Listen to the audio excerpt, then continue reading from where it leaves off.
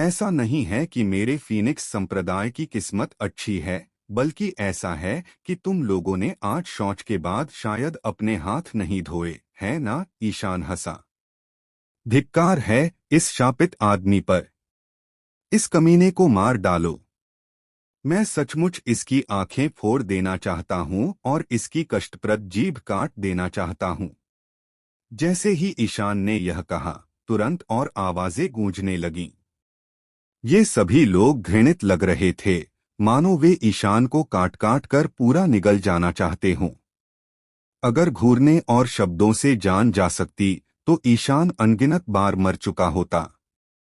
इन लोगों की निगाहों के नीचे ईशान एक छोटी सी धुन गुनगुनाता हुआ कदम कदम पर देव की ओर बढ़ता हुआ झुककर बोला, संप्रदाय गुरु, हालांकि आपके अधीनस्थ ने अनगिनत मुश्किलों का सामना किया है और बाल बाल मौत से बचे हैं, फिर भी मैं आपकी उम्मीदों पर खरा नहीं उतरा। मैंने एक बार फिर सफलतापूर्वक यह अलविदा का मौका हासिल कर लिया है। देव, दिव्या, विवंश, ओह हाय रे! तुम अनगिनत मुश्किलों से गुजरे हो और बाल बाल मौत से बचे हो, तुम वहीं क्यों नहीं मर गए? मैं तुम्हारे लिए जरूर अच्छी धूप और कागज जलाता। मैं बहुत भाग्यशाली हूँ, इसलिए मैंने तुम्हें निराश किया है। ईशान ने अपना सिर हिलाया, उसके गंभीर भाव से विवंश के चेहरे पर लगभग खून थूकने लगा। इसमें कोई संदेह नहीं था कि इस बार फीनिक्स संप्रदाय का बाई होना वास्तव में भाग्य का मामला था, बिना किसी बाहरी प्रभाव के, और पूरी तरह से लॉटरी द्वारा तय किया गया था। इसलिए भले ही कई लोग असंतुष्ट, क्रोधित और फीनिक्स संप्रदाय को बेहद घृणित पाते थे, फिर भी वे फीनिक्स संप्रदाय को बाई मिलते देखने के अलावा कुछ नहीं कर सकते थे। अन्य 12 संप्रदायों की तुलना में फीनिक्स संप्रदाय वास्तव में निश्चिंत था। ईशान और अन्य लोगों ने चारों ओर से आ रही तिरस्कार भरी निगाहों की पूरी तरह से उपेक्षा की, कभी कभी तो सीधे विवंश को घूरते भी थे। दूसरी ओर देव ने अपनी आंखें सिकोड़ लीं और शांति से अखाड़े पर अपनी निगाहें गड़ाए खड़ा रहा। इस समय उसका मुख्य ध्यान वन ब्लेड पैलेस, प्राचीन परिवार और स्टार्क परिवार पर था। वन ब्लेड पैलेस और प्राचीन परिवार में एक बात समान थी, वे बेहद दबंग और तीखे थे, और जब भी कोई काम करते थे, कभी दया नहीं दिखाते थे। हालांकि अंतर यह था कि वन ब्लेड पैलेस के तरीके भले ही मजबूत थे, उन्हें निर्दयी नहीं कहा जा सकता था, लेकिन प्राचीन परिवार सचमुच निर्दयी था, और उनके खिलाफ लड़ने वाली किसी भी सेना में कम से कम 100 मौतें होती थीं। 12 से 6 अखाड़े के मुकाबलों में चांगान माउंटेन गेट इतना भाग्यशाली नहीं था, उनका मुकाबला वन ब्लेड पैलेस से था। शेष सेनाएं इस प्रकार थीं। युद्ध देवता संप्रदाय बनाम हान परिवार, ड्रैगन मार्शल कॉमर्स बनाम चेन परिवार, स्टार्क परिवार बनाम संगति परिवार, पवित्र आत्मा हॉल बनाम प्राचीन वशिष्ठ परिवार, ताइपिंग संप्रदाय बनाम दानव क्षेत्र। इस स्तर पर उनके बीच युद्ध बेहद भीषण थे। कुछ सेनाओं ने तो अपनी सबसे शक्तिशाली तकनीकों का भी इस्तेमाल किया। आखिरकार शीर्ष 10 और शीर्ष 12 के बीच बहुत बड़ा अंतर था, और इस स्तर की लड़ाई में स्वाभाविक रूप से पहले जैसा नहीं था, जहां विजेता का फैसला जल्दी हो जाता था। आधे घंटे बाद आखिरी 2 संप्रदायों ने अपनी लड़ाई खत्म की। शीर्ष 6 में पहुंचने वाले 12 संप्रदायों के परिणाम आखिरकार घोषित हो गए। हान परिवार, चेन परिवार, संगति परिवार, प्राचीन परिवार, ताइपिंग संप्रदाय, चांगान पर्वत द्वार। बाहर युद्ध देवता संप्रदाय, वन ब्लेड पैलेस, स्टार्क परिवार, पवित्र आत्मा हॉल, दानव क्षेत्र, ड्रैगन मार्शल कॉमर्स। आगे बेशक आगे बढ़ने वाले संप्रदायों में फीनिक्स संप्रदाय भी शामिल था, जिसे पहले ही बाई मिल चुकी थी। जब यह परिणाम आया तो तुरंत एक और हंगामा मच गया। हान परिवार, चेन परिवार और अन्य परिवार ठीक थे, लेकिन सभी को ताइपिंग संप्रदाय और प्राचीन परिवार के लिए दुख हुआ। 10 महासंप्रदायों में से एक, टाइपिंग संप्रदाय की नींव भयानक थी, शक्तिशाली ताकत थी, और वह हमेशा शांति की ओर झुका रहा था। 10 महासंप्रदायों में से अनगिनत लोगों के दिलों पर टाइपिंग संप्रदाय ने सबसे अच्छी छाप छोड़ी, फिर भी वह अप्रत्याशित रूप से दानव क्षेत्र से हार गया। प्राचीन परिवार की बात करें तो शुरू से ही प्राचीन परिवार ने स्वर्ग विरोधी रुख वाली किसी भी शक्ति को धूल चटा दी थी। कई लोगों को लगता था कि प्राचीन परिवार शीर्ष 6 में पहुंच सकता है, लेकिन अंततः वे पवित्र आत्मा हॉल से हार गए। इसके बारे में सोचने पर यह समझ में आता है। पवित्र आत्मा हॉल आखिरकार एक महासंप्रदाय था और प्राचीन परिवार उसकी तुलना में अभी भी कुछ कमतर था। हालांकि उनकी हार सिर्फ 1000 लोगों के इस समूह से हुई, इस मध्यमस्तरीय शक्ति की हार से, और यह कहना सामान्य नहीं होगा कि उनके समर्थक बल अनिवार्य रूप से विरोधी पक्ष से कमजोर हैं। कितना अफसोस है। देव ने चुपके से अपना सिर हिलाया। वह ड्रैगन मार्शल कॉमर्स इन शीर्ष 7 में सबसे कमजोर ताकत होनी चाहिए। अगर टाइपिंग संप्रदाय या प्राचीन परिवार उनसे भिड़ जाता तो वे जीत जाते। दुर्भाग्य से टाइपिंग संप्रदाय और प्राचीन परिवार को वह भाग्य नहीं मिला। संप्रदाय गुरु, अभी एक आखिरी मौका है। मुझे इसे फिर से करने देना कैसा रहेगा? ईशान ने अधीरता से पूछा। जाओ जाओ जाओ, रास्ते से हट जाओ, विवंश ने जल्दी से कहा। संप्रदाय गुरु, ईशान पहले ही एक बार लॉटरी निकाल चुका है। यह आखिरी मौका मुझे जरूर मिलना चाहिए, है ना? देव ने उन दोनों को असहाय होकर देखा और अपना सिर हिलाया। चूंकि आप इसे चाहते हैं तो यह आपका है। हे धन्यवाद संप्रदाय गुरु। विवंश तुरंत खुशी से झूम उठा और साथ ही बोला, लेकिन मैं आपको अभी बता रहा हूं, अगर मैं वह आखिरी बाई नहीं निकाल पाया तो आप मुझे दोष नहीं दे सकते। देव चुप था। उसने कभी ऐसी चीजों पर भरोसा करने का इरादा नहीं किया था। चित्र बनाना अच्छी बात थी, लेकिन न बनाना भी बुरी बात नहीं थी। उसके लिए सिर्फ उसकी अपनी ताकत ही सब कुछ नियंत्रित कर सकती थी। वह कुछ न बोला तो ठीक था, लेकिन ईशान ने वहां कहा, क्यों नहीं? मैं 9 बार मरकर एक जीवन से गुजरा हूं, 13 संप्रदायों से निकला हूं, और वह बाई हासिल कर पाया हूं। अब सिर्फ 7 संप्रदाय बचे हैं। बाई मिलने की संभावना और भी ज्यादा है। अगर तुम उसे हासिल नहीं कर पाए तो वापस आकर हमसे मत मिलना। तुम मुझ पर बहुत दबाव डाल रहे हो, विवंश ने आह भरी। अगर दबाव बहुत ज्यादा है तो मुझे करने दो, ईशान ने नेकदिली से कहा। विवंश के चेहरे पर तुरंत गंभीरता छा गई। हालांकि दबाव बहुत ज्यादा है, लेकिन संप्रदाय के एक शिष्य के तौर पर यही मेरा मिशन है। अगर मैं अपने इस पुराने जीवन का त्याग भी कर दूं तो भी मैं उम्मीदों पर खरा उतरूंगा और वह बाई हासिल करूंगा। तुम दोनों बकवास बंद करो। पर्ची निकालने का काम शुरू होने वाला है, दिव्या ने आग्रह किया। उसके बोलते ही पूर्वी पूर्वज ने एक और दरार खोल दी थी। यह लॉटरी निकालने का आखिरी मौका था। अगर कोई लॉटरी निकाल पाता तो उसे सीधे बाई मिलती और वह निश्चित रूप से इस संप्रदाय प्रतियोगिता के अखाड़े के मुकाबलों में शीर्ष 4 में से एक बन जाता। कई लोगों ने विवंश की तरफ देखा, जिसके चेहरे पर ऐसा भाव था जैसे हवा सीटी बजा रही हो और पानी ठंडा हो। एक बहादुर आदमी जो चला गया है वह कभी वापस नहीं आएगा। और उन्होंने गुस्से से आंखें घुमाईं। क्या यह सिर्फ लॉटरी निकालना नहीं है? क्या ऐसा होना जरूरी है? मुझे डर है कि यह आदमी बहुत दबाव में है। आखिरकार फीनिक्स संप्रदाय को पहले भी 2 बाई मिल चुकी हैं। अगर वह लॉटरी नहीं निकालता तो फीनिक्स संप्रदाय के सदस्य उसका मजाक जरूर उड़ाएंगे। आप ऐसा नहीं कह सकते।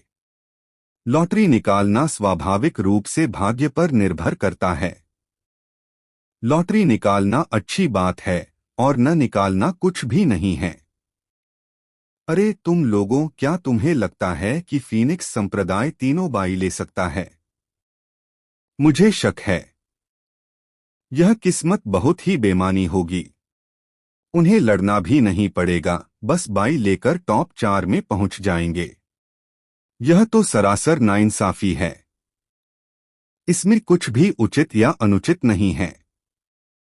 खैर, मुझे लगता है कि फीनिक्स संप्रदाय की ताकत के साथ बिना बाई के भी वे टॉप 4 में पहुंच सकते हैं। मैंने पहले स्थान के लिए फीनिक्स संप्रदाय पर दाव लगाया है। काफी चर्चा के बीच विवंश ने कांपते हुए अपना हाथ दरार से बाहर निकाला। उसके हाथ में एक कागज का टुकड़ा था, जिसे उसने खोला। वह खाली था। जब उसने खालीपन देखा तो विवंश का दिल बैठ गया और उसने सोचा, अब सब खत्म हो गया। उसने साफ देखा था कि ईशान ने जो कागज का टुकड़ा पहले निकाला था, उस पर बाय लिखा था। हाँ हाँ हाँ। उसी समय अचानक एक जोरदार हंसी गूंजी। सबने ऊपर देखा और पाया कि हंसने वाला व्यक्ति युद्ध देवता संप्रदाय से था। सब लोग माफ करना, इस बार मेरे युद्ध देवता संप्रदाय को अलविदा, उस व्यक्ति ने कागज की पर्ची लहराई। यह सुनकर देव ने अपना सिर थोड़ा हिलाया और ईशान गुस्से से दहाड़ा, विवंश बदमाश, धिक्कार है तुझ पर, तू मर क्यों नहीं जाता? खांसी खांसी उह। भाई ईशान, मेरी बात सुनो। विवंश का चेहरा लाल हो गया था और वह कई बार खांसने लगा। उसे बहुत शर्म आ रही थी। अपनी दादी के पैर की आवाज सुनो। यहाँ नीचे आओ। मैं आज तुम्हारा गला घोंट दूंगा, ईशान गुस्से से दहाड़ा। मैंने जानबूझकर ऐसा नहीं किया। विवंश सचमुच डर गया था कि ईशान उसका गला घोंट देगा, इसलिए वह वहीं खड़ा रहा, एक कदम भी आगे बढ़ने की हिम्मत नहीं जुटा पाया। आओ आओ आओ, तुम यहाँ आओ, मैं तुम्हारा गला नहीं घोंटूंगा। ईशान ने गहरी सांस ली और हाथ हिलाया। सच में, विवंश ने आशा की एक किरण दिखाई। सच में। ईशान ने सिर हिलाया, फिर कहा, मैं तुम्हें पीट पीट कर मार डालूंगा। गुस्सा मत करो। विवंश बहुत धीरे धीरे, कदम दर कदम, अपने दिल में खतरे का गहरा एहसास महसूस कर रहा था। भाई ईशान, हम पहले भी सहमत हुए थे, सज्जन लोग शब्दों का इस्तेमाल करते हैं, मुक्कों का नहीं।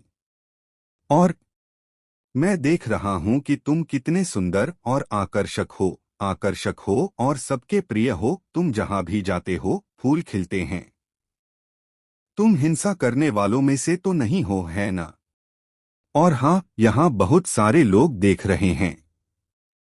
अगर तुम सच में मुझे मार डालोगे तो मेरी बहन जरूर तुमसे अच्छी बातें करने आएगी।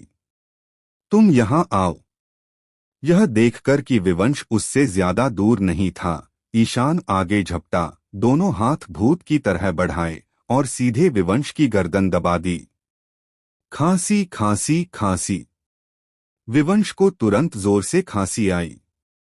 इस बार सूखी खांसी नहीं, बल्कि असली खांसी थी। तुम्हारी बदकिस्मती, क्या तुमने शौच के बाद हाथ नहीं धोए? अगर मैंने लॉटरी निकाली होती तो मैं इस लड़ाई से जरूर बचता। हालांकि मेरा फीनिक्स संप्रदाय डरता नहीं है। अगर हमें बाई मिल जाए तो बाई मिलना ही बेहतर है ना? मुझे लगता है तुम गद्दार हो, जानबूझकर बाई के लिए यह मौका छोड़ रहे हो, ईशान ने गाली दी। यह देखकर कि उसे गद्दार भी कहा गया है, विवंश की आंखें तुरंत चौड़ी हो गईं। वह समझाना चाहता था, लेकिन ईशान उसका गला इतनी जोर से दबा रहा था कि वह सिर्फ खांस ही पा रहा था। ठीक है। देव ने उन दोनों की तरफ देखा और हल्के से कहा, बकवास बंद करो। हम बाद में लॉटरी निकालेंगे और तय करेंगे कि हम किस सेना से लड़ेंगे। तैयार हो जाओ, जो लोग यहाँ तक पहुँचे हैं उनसे निपटना आसान नहीं है। हम ईशान ने खर्राटे लिए और विवंश को एक तरफ धकेल दिया। विवंश ने जोर से आंखें घुमाईं और बुदबुदाया, बात बस इतनी है कि मैंने लॉटरी नहीं निकाली। तुम्हारी किस्मत बस एक संयोग थी, ऐसा नहीं है कि इस तरह का संयोग रोज रोज हो सकता है। तुमने क्या कहा? ईशान की भौहें तुरंत ऊपर उठ गईं। विवंश ने तुरंत माफी मांगते हुए मुस्कुराते हुए कहा, कुछ नहीं, हे कुछ नहीं। दरअसल सब समझ गए थे कि दोनों बस मजाक कर रहे थे। विवंश ईशान से नहीं डरता था और ईशान भी विवंश को कुछ नहीं करेगा। विवंश के विनम्र व्यवहार का कारण यह था कि उसे इस बार बाई न मिलने का पछतावा था, इसलिए वह स्वाभाविक रूप से ईशान से एक कदम नीचे था। आखिरकार ईशान ने पहले भी एक बार बाई ली थी और उस बार बाई मिलने की संभावना इस बार से बहुत कम थी। सब लोग। पूर्वी पूर्वज की आवाज फिर आई, चूंकि युद्ध देवता संप्रदाय को बाई मिल गई है, इसलिए बाकी 6 सेनाएं अपने विरोधियों का निर्धारण करने के लिए लॉटरी के नियम का पालन करेंगी। केवल 3 सेनाओं के लिए लॉटरी निकली और फीनिक्स संप्रदाय उनमें शामिल नहीं था। वे थे स्टार्क परिवार, वन ब्लेड पैलेस और ड्रैगन मार्शल कॉमर्स। जल्द ही नतीजे सामने आ गए। ड्रैगन मार्शल कॉमर्स बनाम दानव क्षेत्र, वन ब्लेड पैलेस बनाम होली स्पिरिट हॉल, स्टार्क परिवार बनाम फीनिक्स संप्रदाय। ऐसा है तो अब अंतिम 4 स्पष्ट प्रतीत होते हैं। सौभाग्य से मैंने स्टार्क परिवार पर कुछ दांव लगाया था। आखिरकार यह इतिहास का सबसे पुराना और सबसे रहस्यमय परिवार है, इसलिए उनके पास बेहद शक्तिशाली तरीके होने चाहिए। वन ब्लेड पैलेस वास्तव में होली स्पिरिट हॉल के खिलाफ गया। कितने अफसोस की बात है। ये दोनों संप्रदाय और दानव क्षेत्र भी निश्चित रूप से शीर्ष 3 में आगे बढ़ सकते थे। मुझे उम्मीद नहीं थी कि वे अब एक दूसरे का सामना करेंगे। हालांकि वन ब्लेड पैलेस मजबूत है, होली स्पिरिट हॉल इतने लंबे समय से अस्तित्व में है और उनके तरीके विचित्र हैं। ऐसा कहा जाता है कि उनके पुनर्जीवित होने की संभावना है। वन ब्लेड पैलेस के लिए उन्हें हराना वाकई मुश्किल होगा। मेरी राय में अंतिम रैंकिंग निश्चित रूप से वन ब्लेड पैलेस पहले, डेमन डोमेन दूसरे, वॉर गॉड सेक्ट तीसरे, फीनिक्स सेक्ट चौथे, होली स्पिरिट हॉल 5वें, स्टार्क परिवार 6ठे और ड्रैगन मार्शल कॉमर्स 7वें स्थान पर होगी। फीनिक्स सेक्ट चौथे। क्या वे अब भी स्टार्क परिवार को हरा सकते हैं? क्या तुम अंधे हो? क्या तुमने नहीं देखा कि सुबलियाओं की ताकत पहले कितनी भयानक थी? वह वांग परिवार के शाही पूर्वज, एक छद्म सम्राट क्षेत्र के अंतिम चरण के शिखर को भी मार सकता था। अकेले उसके साथ वह शायद इस युद्ध को जीत सकता है। अगर आप इसे इस तरह से देखें, तो वन ब्लेड पैलेस और डेमन डोमेन आदि भी उसके विरोधी नहीं हो सकते।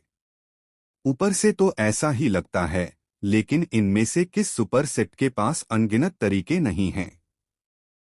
भगवान ही जाने कि वे वास्तव में कितने शक्तिशाली हैं।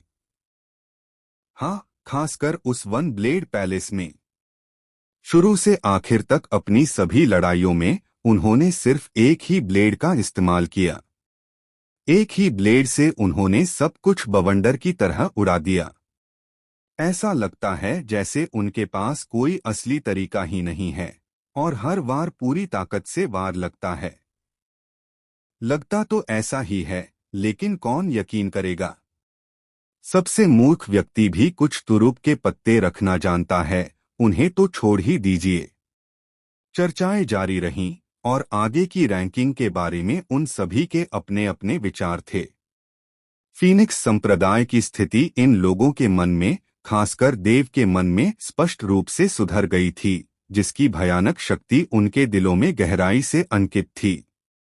स्टार्क परिवार। देव ने पास ही खड़े लोगों के समूह को देखा। उसकी आंखें थोड़ी सिकुड़ गईं, जिससे एक मुस्कान प्रकट हुई, जैसा कि अपेक्षित था। देरस्वेर हमें उनका सामना करना ही था। 7x4 अखाड़े के मैच शुरू, तभी पूर्वी पूर्वज की आवाज आई। हुश हुश हुश। उसके शब्द पड़ते ही ऊंचे मंच पर रोशनी परत दर परत गायब होती गई और सिर्फ 3 अखाड़े ही बचे। फीनिक्स संप्रदाय और स्टार्क परिवार के बीच अखाड़े नंबर 3 पर युद्ध चल रहा था। चलो चलें। देव ने एक कदम बढ़ाया, उसकी आकृति हवा में उड़ी और वह सीधे अखाड़े पर उतरा। फीनिक्स संप्रदाय के लोग भी उसके पीछे पीछे चल पड़े। उनकी आभा उमड़ रही थी, ड्रैगन शक्ति चमक रही थी और एक अडिग आभा फूट रही थी। जब वे सभी अखाड़े में उतरे तो उनकी निगाहें स्टार्क परिवार की ओर मुड़ गईं। हालांकि इस नजर ने उन्हें वहीं जमने पर मजबूर कर दिया। स्टार्क परिवार के 1000 लोग गतिहीन रहे, मानो उनका लड़ने का कोई इरादा ही न हो। केवल सबसे आगे खड़े एक बूढ़े व्यक्ति ने एक पल सोचा, फिर आगे बढ़ा और अखाड़े में उतरा।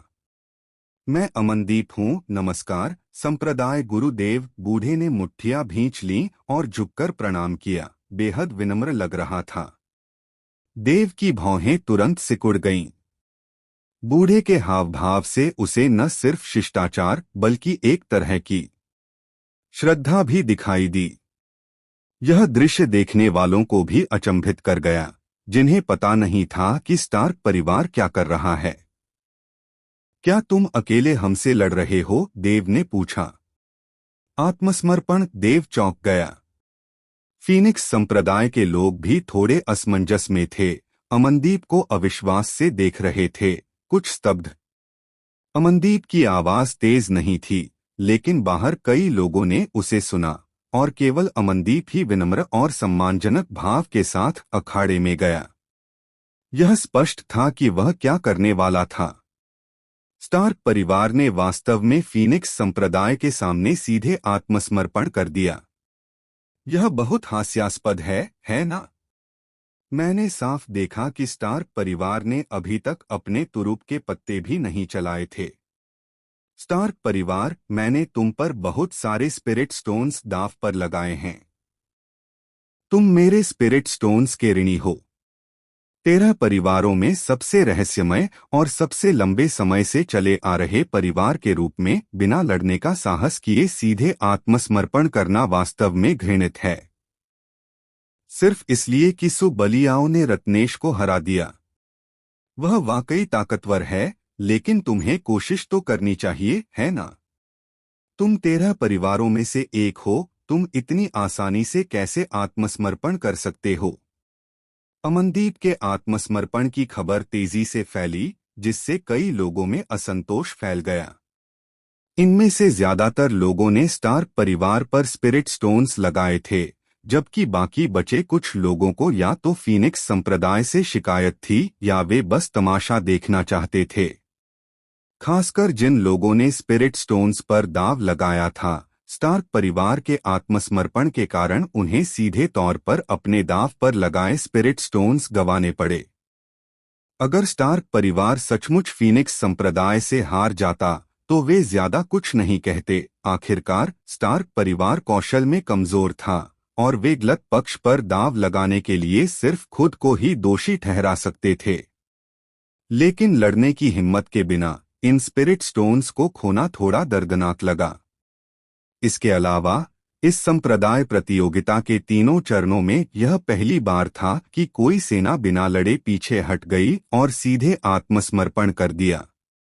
अखाड़े में अमनदीप ने बोलने वालों को पूरी तरह से नजरअंदाज कर दिया, बस मुस्कुराते हुए देव को देखा, मानो वह कुछ देख और सोच रहा हो। और इस अवलोकन और चिंतन के बीच अमनदीप के चेहरे पर विनम्रता और सम्मान और भी गहरा हो गया। आत्मसमर्पण क्यों? देव ने एक पल सोचा, फिर पूछा। वह हमेशा स्टार्क परिवार पर ध्यान देता रहा था। उनकी ताकत वाकई इतनी मजबूत थी कि वे शीर्ष 6 में जगह बना सकें, जो अप्रत्याशित नहीं था। देव को विश्वास नहीं था कि सिर्फ उसकी ताकत देखकर स्टार्क परिवार लड़ने का आत्मविश्वास खो देगा। अगर मैं कहूं कि स्टार्क परिवार तुम्हारी ताकत से डरता है, तो क्या तुम इस पर विश्वास करोगे? बुजुर्ग मुस्कुराए। नहीं, देव ने सीधे अपना सिर हिला दिया। अमनदीप मुस्कुराया, उसकी नजरें दूर और कुछ अलौकिक थीं। मुझे आश्चर्य है कि क्या संप्रदाय गुरुदेव को पता है कि तारों वाले आकाश में एक जाति है जिसे युद्धवंश कहते हैं। युद्धवंश। देव की पुतलियां सिकुड़ गईं और वह हांफने से खुद को रोक नहीं पाया। उसने स्वाभाविक रूप से युद्धवंश के बारे में सुना था। यह पवित्र क्षेत्र सहित पूरे तारों वाले आकाश में 10 महान जातियों में से एक थी। वे सच्चे ड्रैगन वंश, फीनिक्स वंश, टाइटन वंश आदि के समान थे। उनकी पूरी जाति की ताकत जबरदस्त थी। वे ऐसे अलौकिक अस्तित्व थे जो अपने पैरों की एक ठोकर से पूरे तारों वाले आकाश को हिला सकते थे। अपने पिछले जन्म में देव ने 10 महान जातियों को एक एक करके वश में करने की कोशिश की थी, लेकिन वह असफल रहा। उनमें से एक ने भी समझौता नहीं किया। 10 महान जातियों में से एक होने के लिए उनमें से कोई भी कमजोर नहीं होगा। वे घमंडी थे और अपने ही मजबूत सदस्यों के अलावा किसी के आगे नहीं झुकते थे, यहाँ तक कि दानव ड्रैगन प्राचीन सम्राट के भी नहीं। खासकर युद्धवंश। युद्धकुल ने देव पर जो सबसे बड़ा प्रभाव डाला वह था उनका अडिग और विद्रोही स्वभाव, जो समर्पण की बजाय मृत्यु को प्राथमिकता देते थे। उनमें एक जन्मजात युद्ध की भावना थी। अगर इसे सरल भाषा में कहें तो यह युद्ध की भावना थी, लेकिन अगर इसे थोड़ा कम सरल भाषा में कहें तो यह पागलपन था। उन्होंने कभी हार नहीं मानी, कभी हार नहीं मानी, और मृत्यु में भी वे किसी के आगे नहीं झुके। तारों से भरे आकाश में ऐसे व्यक्तित्व वाले व्यक्ति निश्चित रूप से लंबे समय तक जीवित नहीं रहते, क्योंकि उन्हें नहीं पता था कि कैसे व्यवहार करना है, कैसे अनुकूलनशील होना है, या आवश्यकता पड़ने पर कैसे झुकना है।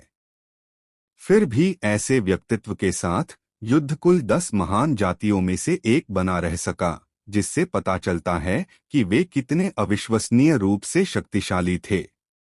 लगता है तुम्हें पता है। अमनदीप ने देव को गहरी सोच में डूबा हुआ देखा और मुस्कुराते हुए कहा, तुम्हें पता होना चाहिए, वरना मेरा स्टार्क परिवार आत्मसमर्पण नहीं करता। क्या तुम्हारा आत्मसमर्पण युद्धकुल से संबंधित है? देव ने भौहें चढ़ाई। नहीं, यह आपसे जुड़ा है। अमनदीप ने अपना सिर हिलाया। देव की भौहें और भी गहरी हो गईं। वह समझ नहीं पा रहा था कि अमनदीप का क्या मतलब था। सीधे सीधे कह दो। देव थोड़ा अधीर था। उसे अंधेरे में रखे जाने का यह एहसास पसंद नहीं आया। जब ड्रैगन मार्शल महाद्वीप पहली बार बना था, तब मेरा स्टार्क परिवार पहले से ही मौजूद था। अफवाहें गलत नहीं हैं। हम पूरे ड्रैगन मार्शल महाद्वीप पर प्रकट होने वाला पहला परिवार हैं, और प्रकट होने वाली पहली सेना भी।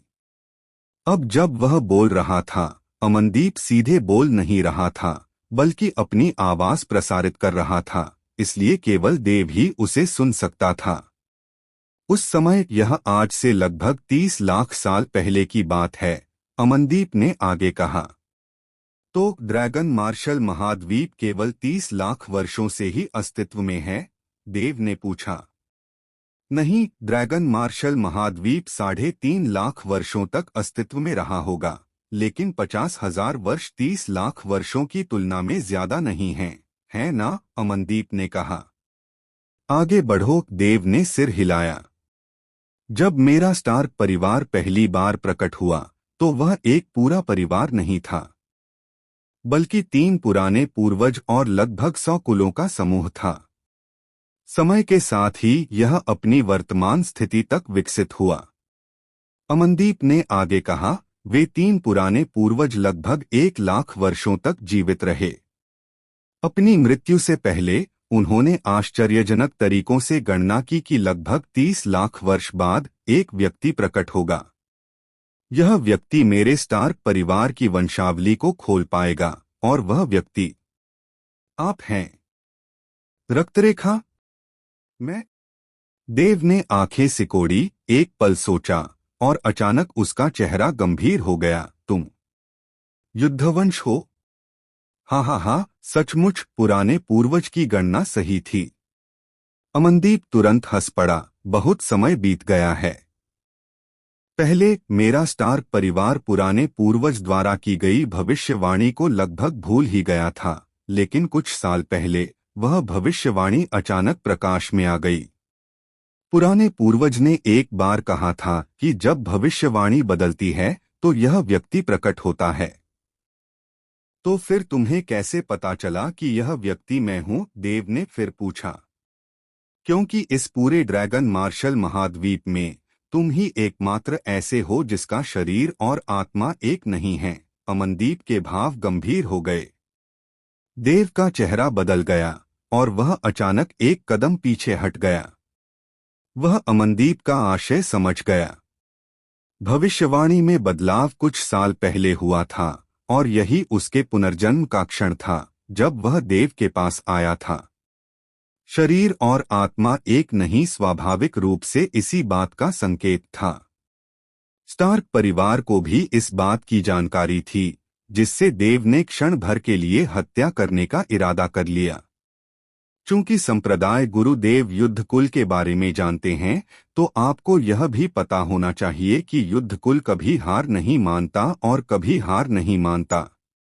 अमनदीप को देव की हत्या करने की मंशा का एहसास नहीं हुआ और उसने आगे कहा, हालांकि हम इस ड्रैगन मार्शल महाद्वीप पर बहुत लंबे समय से हैं। लाखों साल बीत चुके हैं और हमारा वंश बहुत कमजोर हो गया है। अगर ऐसा ही चलता रहा तो कौन जाने यह वंश कब पूरी तरह से लुप्त हो जाएगा। इसलिए यदि संप्रदाय मास्टर देव हमारे लिए युद्ध कबीले की रक्तरेखा को खोल सकते हैं, तो हम किसी भी आदेश का पालन करने के लिए तैयार हैं, चाहे इसका मतलब पीछा करना ही क्यों न हो। देव की आंखें चमक उठीं। अमनदीप ने भारी स्वर में सिर हिलाया, भले ही इसका मतलब अपनी जान कुर्बान करना ही क्यों न हो। जैसा कि उन्होंने कहा, स्टार्क परिवार इस ड्रैगन मार्शल महाद्वीप पर बहुत लंबे समय से निष्क्रिय था। उनके पास युद्धवंश की वंशावली थी, लेकिन वह पूरी तरह से सीलबंद थी और उसे मुक्त नहीं किया जा सकता था। अब तक पूरे स्टार्क परिवार के अनगिनत शिष्यों में से बहुत कम लोग युद्धवंश के बारे में जानते थे और उनकी जनसंख्या के विस्तार के कारण यह वंशावली तेजी से कमजोर हो गई थी। शायद अगले 10 लाख वर्षों में उनकी युद्धवंश वंशावली सचमुच लुप्त हो जाएगी। युद्धवंश जैसी जाति के लिए उनकी वंशावली का लुप्त होना मृत्यु से भी ज्यादा असहनीय था। अगर उन्हें इसे पुनर्जीवित करने का मौका मिलता तो वे कोई भी कीमत चुकाने को तैयार थे, यहाँ तक कि अपनी जान भी। मुझे नहीं पता कि तुम पर लगी मुहर कैसे हटाऊं। देव ने अपना सिर हिलाया। वह सचमुच नहीं जानता था। अगर उसे पता होता तो वह यह देखने से नहीं चूकता कि यह स्टार्क परिवार वास्तव में युद्धवंश की एक शाखा है। मेरे वंश के पास मुहर हटाने का एक तरीका है, मुहर और संप्रदाय गुरुदेव, आप तो बस एक उत्प्रेरक हैं। अमनदीप ने कहा, हालांकि संप्रदाय गुरुदेव की वर्तमान साधना के साथ इसे खोलना अभी भी मुश्किल है। मैं आज आपको ये बातें आपको तैयार करने के लिए बता रहा हूँ और मुझे आशा है कि आप हमारी मदद करने के लिए सहमत होंगे। अगर आप सचमुच सफल होते हैं, भले ही हमें बैलों और घोड़ों की तरह हमेशा आपके पीछे पीछे चलना पड़े, मेरे स्टार्क परिवार को कोई शिकायत नहीं होगी। किस साधना की आवश्यकता है? देव ने पूछा। कम से कम ड्रैगन रेवरेंट लोग, अमनदीप ने उत्तर दिया। देव रुका, फिर आह भरी, वह बहुत दूर है। यह वास्तव में दूर है, लेकिन मेरा मानना है कि संप्रदाय गुरुदेव की योग्यता के साथ आप इसे 10,000 वर्षों के भीतर प्राप्त कर लेंगे। उससे पहले मेरा स्टार्क परिवार संप्रदाय गुरुदेव की सुरक्षा के लिए हर संभव प्रयास करेगा, अमनदीप ने कहा। 10,000 वर्ष? देव ने एक पल सोचा, फिर हंसते हुए कहा, देखते हैं। मैंने बहुत से लोगों को नाराज किया है, शायद मैं उनके हाथों मरने से पहले 10,000 साल भी नहीं जी पाऊंगा। मैं अमनदीप युद्धवंश वंश और स्टार्क परिवार की कसम खाता हूं। कि अगर संप्रदाय गुरुदेव सचमुच मरते हैं तो वह निश्चित रूप से स्टार्क परिवार के विनाश के बाद ही होगा, अमनदीप ने गंभीरता से कहा। देव ने उसे बहुत देर तक देखा, फिर आखिरकार सिर हिलाया। ठीक है, अगर वह दिन सचमुच आएगा तो मैं तुम्हारी मदद करूंगा। हाँ हाँ हाँ, हम संप्रदाय गुरुदेव के इसी वाक्य का इंतजार कर रहे थे। अमनदीप जोर से हंस पड़ा और कुछ नहीं बोला और जाने के लिए मुड़ गया। देव ने अचानक पूछा, तुम ड्रैगन देवता के दायरे में नहीं हो, या यूं कहें कि यह तुम्हारा असली शरीर नहीं है, जैसा कि पुराने पूर्वज की भविष्यवाणी में भविष्यवाणी करने वाले व्यक्ति से उम्मीद की जा रही थी। अमनदीप ने प्रशंसा करते हुए कहा, संप्रदाय गुरुदेव सही कह रहे हैं, यह मेरा असली शरीर नहीं है, बल्कि मेरे क्लोनों में से एक है। यह सुनकर देव का दिल धड़क उठा। उसका एक क्लोन। ये चार साधारण शब्द पहले ही बता चुके थे कि अमनदीप का असली शरीर कम से कम ड्रैगन सम्राट के राज्य में था, और किसी भी तरह से कोई साधारण ड्रैगन सम्राट का राज्य नहीं था। हालांकि देव ने उस समय उसकी बात मान ली थी, लेकिन वह निश्चित नहीं था कि अमनदीप ने जो कहा वह सच था या झूठ, और अगर झूठ था तो उसका उद्देश्य क्या था। इसलिए वह मन ही मन बेहद सतर्क था। अमनदीप के अखाड़े से चले जाने के बाद देव के नेतृत्व में फीनिक्स संप्रदाय भी अखाड़े से उतर गया।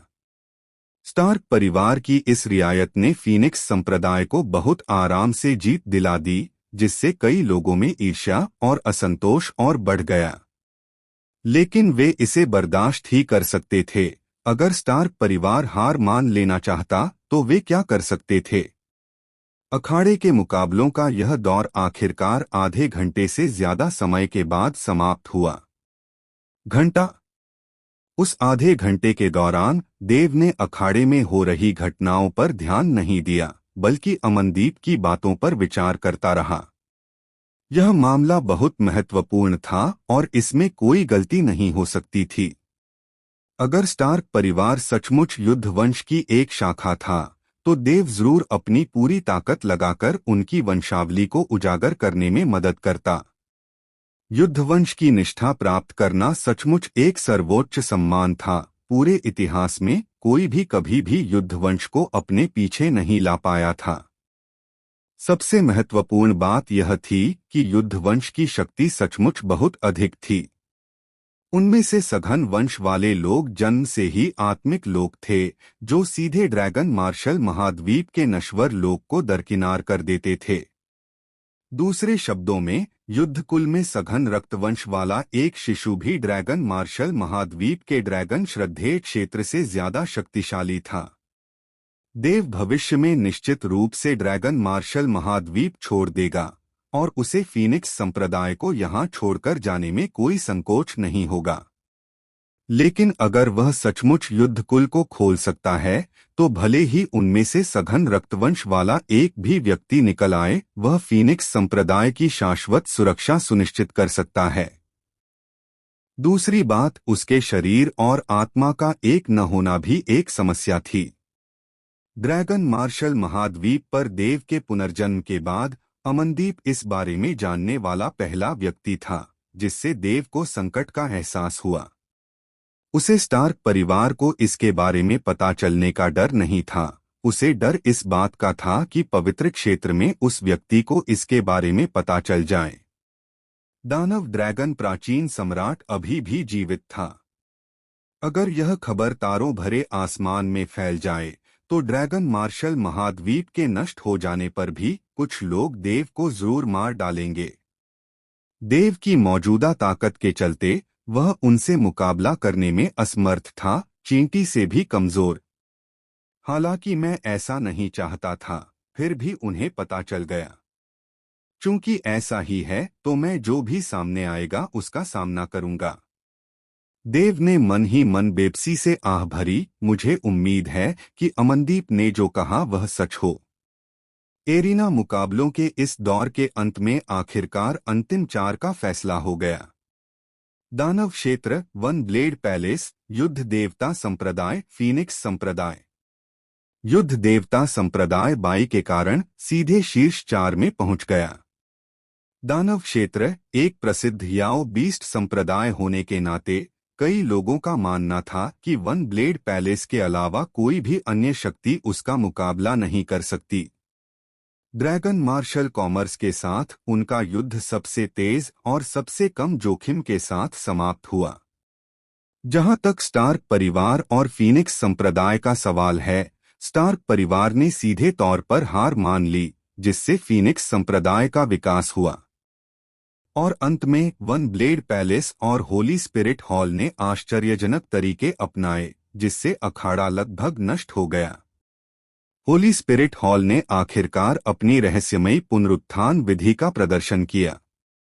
इस आधे घंटे की लड़ाई के दौरान होली स्पिरिट हॉल का हर शिष्य 3 बार पुनर्जीवित हुआ। इस स्वर्ग विरोधी विधि ने पूरे चौक में मौजूद सभी लोगों को विस्मय से भर दिया और उनमें होली स्पिरिट हॉल के लिए एक अजीब सी लालसा पैदा हो गई। हालांकि वन ब्लेड पैलेस वाकई बहुत शक्तिशाली था, होली स्पिरिट हॉल की स्वर्ग विरोधी विधियों के बावजूद वह वन ब्लेड पैलेस के सामने हार गया। इस लड़ाई ने निस्संदेह वन ब्लेड पैलेस की नींव को सुपर संप्रदायों में नंबर 1 के रूप में पूरी तरह से स्थापित कर दिया। यह अफसोस की बात थी कि वन ब्लेड पैलेस के शिष्यों को स्वीकार करने के नियम बहुत सख्त थे, अन्यथा उनके पर्वत द्वार शायद बहुत पहले ही रौंद दिए गए होते। इन अंतिम 4 संप्रदायों को लॉटरी निकालने की जरूरत नहीं थी, उन्हें बारी बारी से एक दूसरे से लड़ना था। दूसरे शब्दों में प्रत्येक संप्रदाय को 3 बार लड़ना था। अगर वे तीनों बार जीत जाते तो स्वाभाविक रूप से वे इस अखाड़े के मुकाबले में निर्विवाद रूप से प्रथम स्थान पर होते, जबकि दूसरे, तीसरे और चौथे स्थान का निर्धारण जीत की संख्या के आधार पर होता। वन ब्लेड पैलेस, दानव क्षेत्र, युद्ध देवता संप्रदाय, फीनिक्स संप्रदाय। आप इसे किसी भी नजरिए से देखें, चौथा स्थान फीनिक्स संप्रदाय का ही लगता है ना? जरूरी नहीं। सो बलियाओं की ताकत वाकई बहुत ज्यादा है। कितने लोग उसकी ताकत हासिल कर सकते हैं? फिलहाल हम सिर्फ उच्चतम ड्रैगन देवता क्षेत्र साधना के युद्धों की तुलना कर रहे हैं। सो बलियाओं की मौजूदगी में यह कहना मुश्किल है कि फीनिक्स संप्रदाय को कौन सा स्थान मिलेगा। मुझे लगता है कि सुबलियाओ ताकतवर है, लेकिन फिर भी उसकी तुलना वन ब्लेड पैलेस से नहीं की जा सकती। वन ब्लेड पैलेस बहुत भयानक है। मैंने अपनी आंखों से देखा कि होली स्पिरिट हॉल के साथ उनकी लड़ाई में उन्होंने सिर्फ एक ब्लेड से होली स्पिरिट हॉल के लगभग 100 लोगों का सफाया कर दिया। अगर होली स्पिरिट हॉल के पास पुनर्जीवित करने का कोई तरीका नहीं होता तो मुझे डर है कि वे पहले ही हार चुके होते। दानव क्षेत्र भी बुरा नहीं है। पूरे ड्रैगन मार्शल महाद्वीप पर 10 महाशक्तियों में से एकमात्र याओ जानवरों से बनी शक्ति होने के नाते आज तक जीवित रह पाने की उनकी क्षमता उनकी ताकत को दर्शाती है। इसके अलावा ये याओ जानवर स्वाभाविक रूप से जंगली होते हैं और लड़ते समय पागल हो जाते हैं। वे अपने 800 दुश्मनों की कीमत पर 1000 दुश्मनों को मारने की रणनीति अपनाते हैं। बहुत कम लोग उनसे सीधे लड़ने को तैयार होते हैं। युद्ध देवता संप्रदाय के पुराने पूर्वज कभी हमारे ड्रैगन मार्शल महाद्वीप के नंबर 1 युद्ध देवता थे। इसके अलावा युद्ध देवता संप्रदाय के सच्चे प्रत्यक्ष शिष्यों को युद्ध के दौरान युद्ध देवता की शक्ति का आशीर्वाद प्राप्त होता है, जो उनकी शक्ति को बहुत बढ़ा सकता है। हे आप चाहे जो भी सोचें, मैं तो पहले स्थान के लिए फीनिक्स संप्रदाय पर दाव लगाता हूं। 1 से 20 के ऑड्स के साथ मैं 1 लाख स्पिरिट स्टोन्स पर दाव लगाता हूं, जिसका मतलब है 20 लाख स्पिरिट स्टोन्स की वापसी। अगर फीनिक्स संप्रदाय सचमुच पहला स्थान प्राप्त करता है तो मुझे घुटने टेककर उनका धन्यवाद करने में खुशी होगी। सिर्फ 1 लाख स्पिरिट स्टोन, क्या ये सब इसके लायक है? मुझे उम्मीद है कि आप इतना न हारें कि अपनी पैंट भी न खींच पाए। मैंने पहले स्थान के लिए वन ब्लेड पैलेस पर दाव लगाया है। हालांकि मुझे न तो मुनाफा होगा और न ही घाटा, फिर भी यह रोमांचक है। आखिरी मुकाबला, यह कितना रोमांचक है। शीर्ष 4 के उभरने के बाद तुरंत ही आवाजों का कोलाहल मच गया। कोई भी नहीं बचा। हालांकि उनकी सेनाएं अब इस संप्रदाय प्रतियोगिता के लिए प्रासंगिक नहीं थीं, फिर भी अंतिम लड़ाई स्पष्ट रूप से सबसे रोमांचक थी। हर कोई देखना चाहता था कि क्या वन ब्लेड पैलेस पिछली बार की तरह इस संप्रदाय प्रतियोगिता में भारी ताकत से पहला स्थान हासिल कर पाएगा। कुछ लोग यह भी देखना चाहते थे कि क्या फीनिक्स संप्रदाय के पास पहले 2 राउंड का लक अभी भी इस अखाड़े की प्रतियोगिता में पहला स्थान हासिल करने के लिए मौजूद है। अगर वे ऐसा कर पाते तो तीनों राउंड में पहला स्थान हासिल कर लेते, जो पहले कभी नहीं हुआ। पिछली बार भी वन ब्लेड पैलेस ने पहले और तीसरे राउंड में ही पहला स्थान हासिल किया था। दूसरे राउंड में दुर्भाग्यवश उन्हें दूसरा स्थान भी नहीं मिला, पहला तो दूर केवल तीसरा स्थान ही मिल पाया। हालांकि अगर फीनिक्स सेक्ट इस अखाड़े की प्रतियोगिता में सचमुच पहला स्थान हासिल कर लेता तो इससे ड्रैगन मार्शल महाद्वीप पर उनकी ताकत और प्रभाव पूरी तरह से स्थापित हो जाता। अब किसी को भी इस बात पर संदेह नहीं होगा कि उनके पास एक प्रथम श्रेणी के सेक्ट के लिए आवश्यक आधार है या नहीं, और न ही कोई उन्हें केवल छठे दर्जे का सेक्ट कहकर उनका मजाक उड़ाने की हिम्मत करेगा। और फीनिक्स सेक्ट पूरी तरह से एक किंवदंती बन जाएगा। अपनी स्थापना के 10 साल से भी कम समय में यह स्वर्ग विरोधी मुद्रा और व्यापक तरीकों से अन्य सभी सेक्ट को हराकर सेक्ट प्रतियोगिता में प्रथम स्थान प्राप्त कर लेगा। वन ब्लेड पैलेस को अपनी स्थापना से लेकर एक सुपर सेक्ट बनने में 70 साल और एक प्रथम श्रेणी सेक्ट बनने में 30 साल लगे, लेकिन फीनिक्स सेक्ट को 10 साल से भी कम समय लगा। इस दृष्टिकोण से वे पहले ही वन ब्लेड पैलेस से आगे निकल चुके हैं। अंतिम 4 तय हो गए हैं। पूर्वज ने प्रशंसा भरी नजरों से फीनिक्स संप्रदाय पर नजर डाली और फिर कहा, शायद इसमें सचमुच भाग्य का हाथ है या शायद यह उनकी अंतर्निहित शक्ति के कारण है, लेकिन जो संप्रदाय अंतिम 4 बन सकते हैं उन्हें कम करके नहीं आंका जाना चाहिए। अगला मुकाबला पहले स्थान और शीर्ष 3 के लिए होगा। इस मुकाबले के लिए लॉटरी नहीं निकाली जाएगी। आपके चारों संप्रदाय स्वतंत्र रूप से चुन सकते हैं कि वे किस संप्रदाय को चुनौती देना चाहते हैं। किसी भी स्थिति में आप सभी एक युद्ध में शामिल होंगे और सबसे ज्यादा जीत हासिल करने वाला इस अखाड़े की प्रतियोगिता में प्रथम स्थान प्राप्त करेगा। 1 और महीने में दानव अमर पवित्र क्षेत्र खुल जाएगा, इसलिए हमें और समय बर्बाद करने की जरूरत नहीं है। अंतिम मुकाबला अभी शुरू होगा। पूर्वज के शब्द कहते ही सभी की नजरें शेष 4 शक्तियों पर टिक गईं। इस समय केवल 2 अखाड़े बचे थे। कविशा ने एक पल सोचा, फिर वन ब्लेड पैलेस के लोगों को सीधे अखाड़े में ले गई। जैसे ही वह उतरी, कविशा ने दानव क्षेत्र की ओर मुड़कर उदासीनता से कहा, तुम्हारे और मेरे बीच की शिकायतें अब सुलझ जानी चाहिए। हम कविशा की स्पष्ट चुनौती देखकर दानव क्षेत्र के सामने खड़े युवक ने ठंडी सांस ली, हाथ हिलाया और दानव क्षेत्र को अखाड़े में ले गया।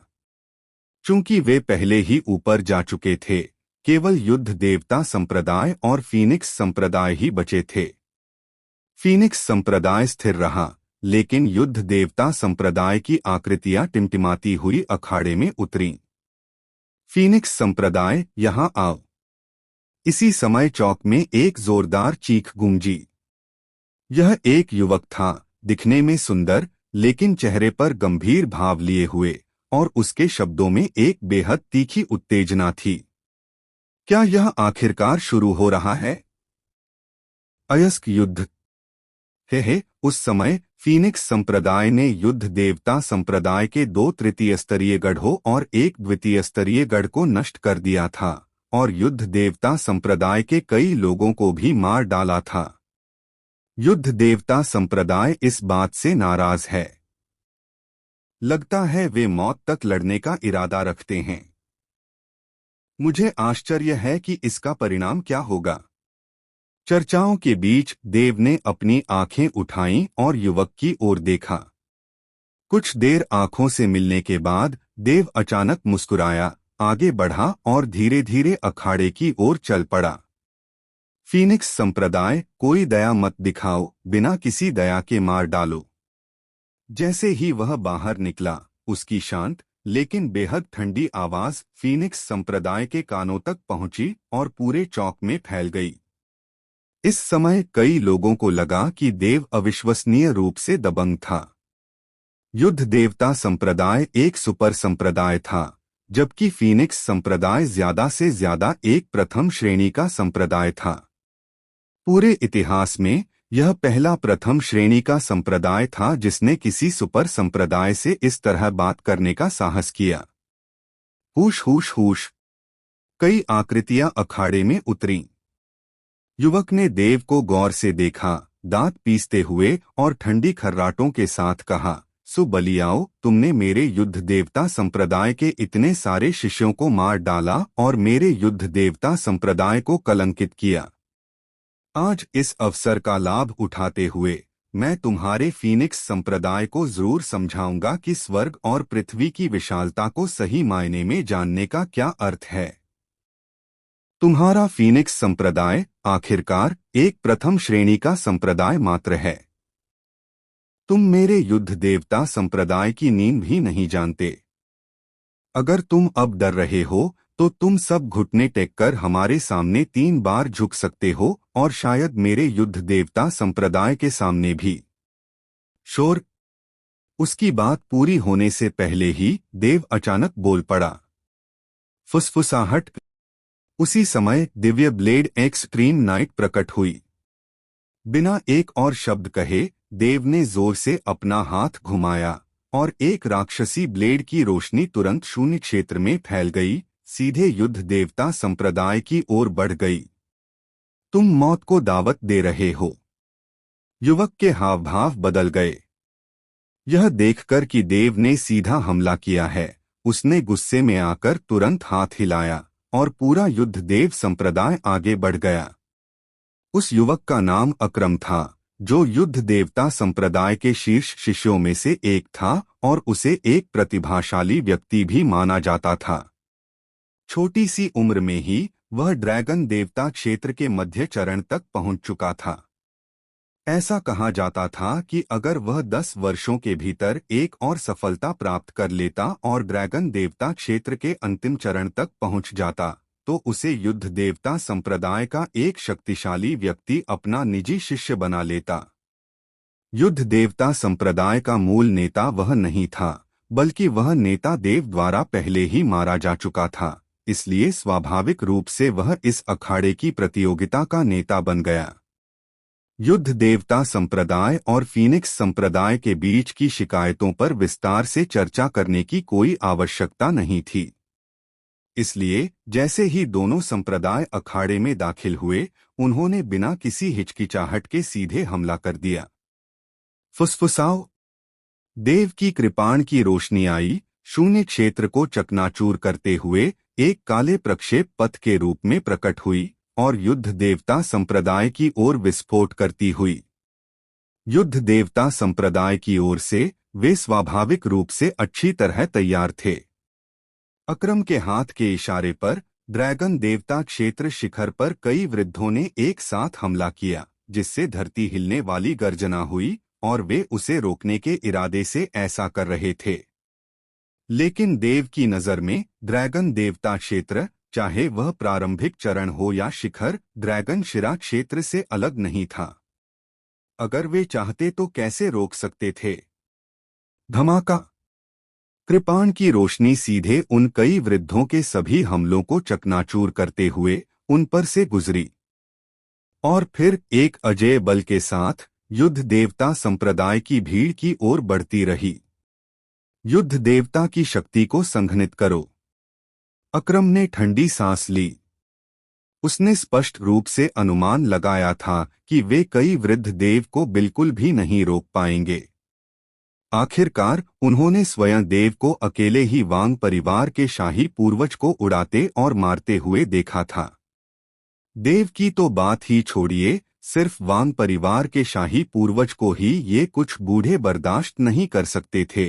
देव की तो बात ही छोड़िए जिसने उसे मार डाला था। भनभनाहट, एक भिनभिनाहट की आवाज आई और युद्ध देवता संप्रदाय के कई शिष्यों के शरीरों से एक साथ एक प्रकार की नारंगी पीली लहर उठी। यह लहर तेजी से फैल गई, एक घेरा बना लिया और पलक झपकते ही युद्ध देवता संप्रदाय के सभी लोगों को अपनी चपेट में ले लिया। धमाका! इसी क्षण अकरम की आंखों में एक तेज रोशनी दिखाई दी और उसके शरीर पर क्यूई एक धमाके के साथ उछल पड़ी। ड्रैगन देवता क्षेत्र के मध्य चरण से वह सीधे ड्रैगन देवता क्षेत्र के अंतिम चरण में पहुंचा और फिर ड्रैगन देवता क्षेत्र के शिखर पर पहुंचा।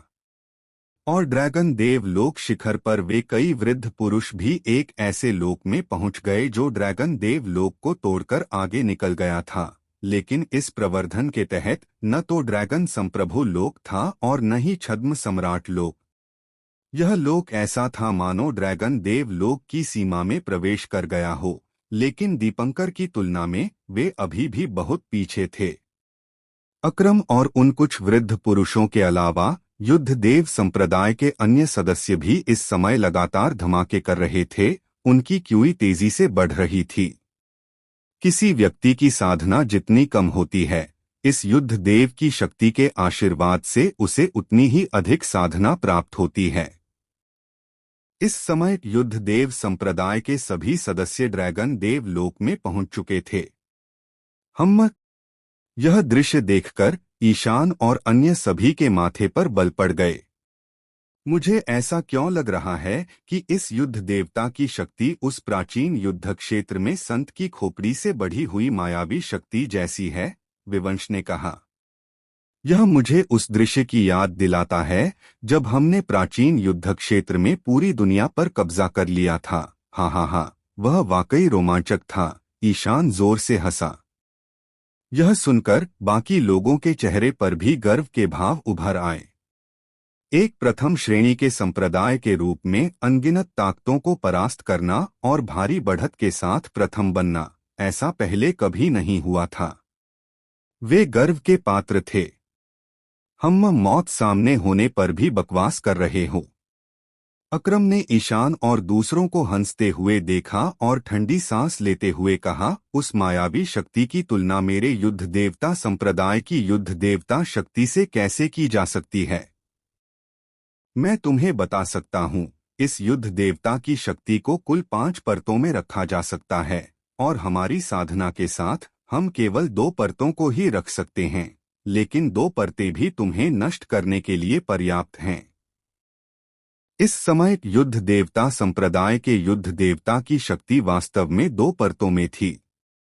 देव की शक्ति वास्तव में भयानक थी और फीनिक्स संप्रदाय के लोगों को कम करके नहीं आंका जा सकता था। हालांकि युद्ध देवता संप्रदाय एक महासंप्रदाय था, लेकिन उसे फीनिक्स संप्रदाय के हाथों बार बार कई नुकसान हुए थे, इसलिए स्वाभाविक रूप से वह फिर से लापरवाही करने की हिम्मत नहीं कर सकता था। इसके अलावा दोनों संप्रदायों के बीच शिकायतें गहरी थीं और युद्ध देवता संप्रदाय पीछे हटने को तैयार नहीं था। तुमने केवल इतनी ही शक्ति बढ़ाई है और तुम भ्रमवश हमें मृत्यु के कगार पर पहुंचाना चाहते हो, ईशान ने तिरस्कार दिखाया। यद्यपि युद्ध देवता संप्रदाय की शक्ति इतनी बढ़ गई थी, फिर भी फीनिक्स संप्रदाय निडर था, क्योंकि फीनिक्स संप्रदाय के ये 1000 लोग बिना किसी शक्तिवृद्धि के भी ड्रैगन देवता क्षेत्र के बराबर थे। और भी, अगर तुमने अपनी ताकत बढ़ा ली है तो यह संप्रदाय तुम्हारे लिए उसे कम कर देगा। देव ने उदासीनता से टाउन ड्रैगन दिव्य रक्षक की ओर मुड़कर कहा, अब तुम्हारी बारी है। हाँ, टाउन ड्रैगन दिव्य रक्षक तुरंत बोला। इस बार देव द्वारा लाए गए टाउन ड्रैगन दिव्य रक्षक ज्यादा नहीं थे, लगभग 100 से भी कम, लेकिन ये 100 से भी कम टाउन ड्रैगन दिव्य रक्षक पहले से ही काफी थे। फीनिक्स संप्रदाय की 5 महान दिव्य रक्षक रेजिमेंटों में से प्रत्येक के लिए देव ने उन्हें अत्यंत आश्चर्यजनक संयुक्त आक्रमण गुप्त कलाएं प्रदान की थीं। तारों वाले आकाश दिव्य रक्षक की संयुक्त आक्रमण गुप्त कला 3 महान तलवार संरचनाएं थीं, जबकि टाउन ड्रैगन दिव्य रक्षक की संयुक्त आक्रमण गुप्त कला शाप क्षीणन। चाहे वह 3 महान तलवार संरचनाएं हों या शाप क्षीणन, जब उन्हें तारों वाले आकाश में लाया गया तो वे अत्यंत स्वर्ग विरोधी और भयानक गुप्त कलाएं थीं। अगर 5 महान दिव्य रक्षक रेजिमेंटों की ताकत इस समय भी कम न होती तो इनमें से कोई भी गुप्त कला इन महासंप्रदायों को आसानी से परास्त कर सकती थी। जो तुम्हारा नहीं है वह अंततः तुम्हारा नहीं रहेगा। नगर ड्रैगन दिव्य रक्षकों में से एक अधेड़ उम्र का आदमी बोला। उसके हाथ हिलाने पर कई नगर ड्रैगन दिव्य रक्षक एक साथ बाहर निकल आए। उनकी आकृतियां शून्य क्षेत्र में खड़ी होकर मंत्र बुदबुदा रही थीं। चालें चल रही हैं। अक्रम ने ठंडी सांस ली और चिल्लाया, पहले सुबलियाओं को मार डालो। अगर वह मर गया तो फीनिक्स संप्रदाय ढह जाएगा और पराजित हो जाएगा। धमाका। यह सुनकर युद्ध देवता संप्रदाय के लोगों ने एक साथ हमला कर दिया। इस समय विभिन्न हमले एक ही समूह में एकत्रित हो गए और एक धमाके के साथ वे आने वाली कृपाण की रोशनी की ओर फट पड़े। जैसे ही दोनों टकराए वे एक साथ शून्य क्षेत्र में नष्ट हो गए। वाकई बहुत शक्तिशाली। अक्रम का चेहरा कुछ उदास था जब उसने कहा, लेकिन अगर बात इतनी ही है तो भी यह मेरे युद्ध देवता संप्रदाय का विरोधी नहीं है। जब तुमने पहले रत्नेश से लड़ाई की थी तो क्या तुमने नहीं कहा था कि तुम्हारे पास कुल 7 तलवारें हैं?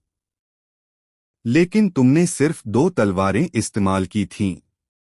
क्या आखिरी 2 तलवारें ऐसी थीं जिनका तुम इस्तेमाल नहीं कर सकते थे या तुम्हारे पास थी ही नहीं? तुम देखना चाहते हो? देव ने उदासीनता से कहा।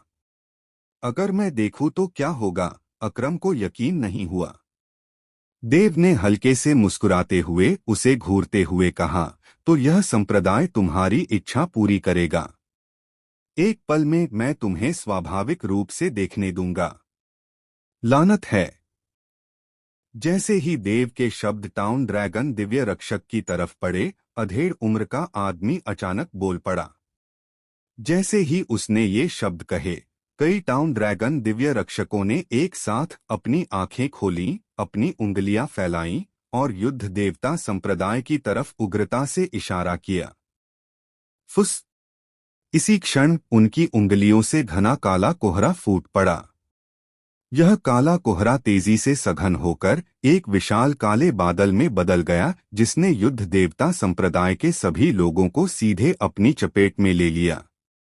यह क्या चीज है? अक्रम ने भौहें चढ़ाई और फिर चिल्लाया, कोई बात नहीं, युद्ध देवता की शक्ति से यह सब कुछ नष्ट कर सकता है।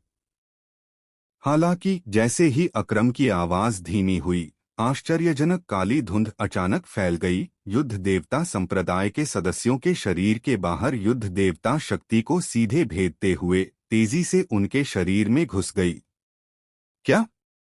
यह असंभव है। युद्ध देवता शक्ति सभी भ्रमों को चकनाचूर कर देती है और हमें किसी भी श्राप का सामना नहीं करने देती। इसे कैसे भेदा जा सकता है? मेरी शक्ति कम हो रही है। मेरी भी। जैसे ही काली धुंध उनके शरीर में समा गई, युद्ध देवता संप्रदाय के सभी सदस्यों का रंग एक साथ बदल गया और वे सदमे से चिल्ला उठे। जैसे ही काली धुंध उनके शरीर में प्रवेश की, उनकी युद्ध देवता शक्ति तेजी से गायब हो गई और इस युद्ध देवता शक्ति के गायब होने के साथ उनकी पहले से बढ़ी हुई दुर्जय शक्ति उसी क्षण कम हो गई, अपने मूल स्तर पर लौट आई। यह कैसी गुप्त कला है? अक्रम को भी स्वाभाविक रूप से अपनी शक्ति कम होती हुई महसूस हुई। उसका चेहरा इतना उदास था मानो उसमें से पानी टपकेगा। इस फीनिक्स संप्रदाय के पास कितनी गुप्त कलाएं हैं। चाहे सुबलियाओं हो या फीनिक्स संप्रदाय के सभी लोग, वे जो भी गुप्त कलाएं इस्तेमाल करते हैं वे बेहद शक्तिशाली और भयानक होती हैं।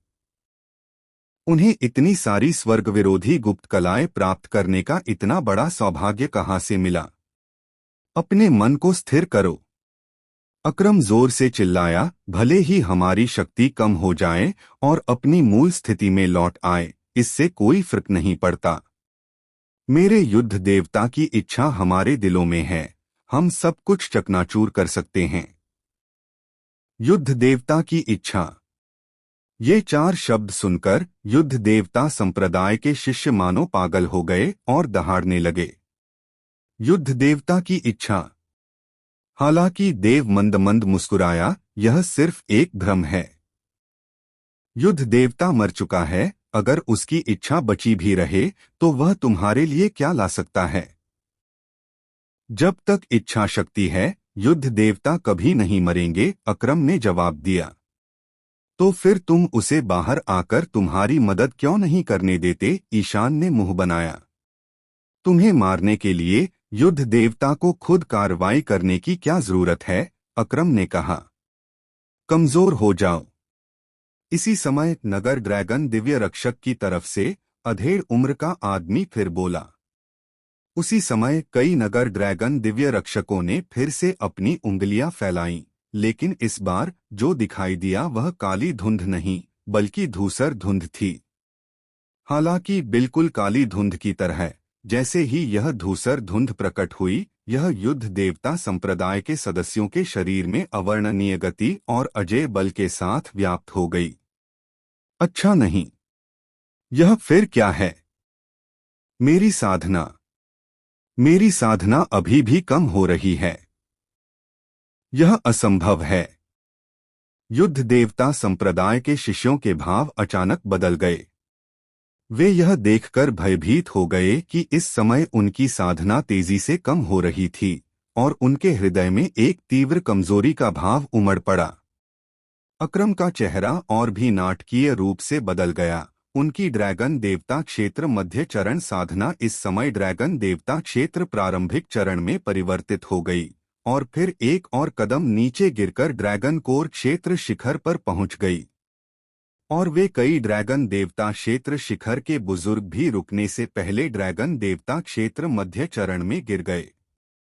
युद्ध देवता संप्रदाय के 1000 शिष्यों में से 400 से ज्यादा मूल रूप से ड्रैगन देवता क्षेत्र में थे, लेकिन उनमें से ज्यादातर ड्रैगन देवता क्षेत्र प्रारंभिक चरण में थे।